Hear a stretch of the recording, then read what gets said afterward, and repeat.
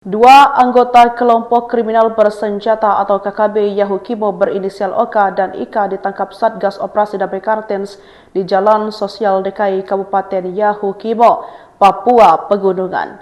Keduanya merupakan jaringan kelompok kriminal bersenjata KKB Kodam Yahukimo Batalion C Sibia dan terlibat dalam sejumlah aksi pembunuhan warga sipil di Kota DKI Kabupaten Yahukimo. Dari penangkapan itu, aparat turut mengamankan sejumlah barang bukti berupa senjata tajam serta barang lainnya yang berkaitan dengan tindak pidana yang dilakukan.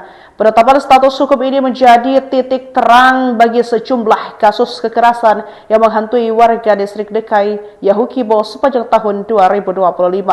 Kepala Operasi Damai Kartens 2026 sendiri, Brigjen Pol Faisal Ramdhani mengatakan bahwa penangkapan terhadap kedua pelaku merupakan bagian dari komitmen aparat dalam memberikan perlindungan kepada masyarakat serta menegakkan hukum secara profesional.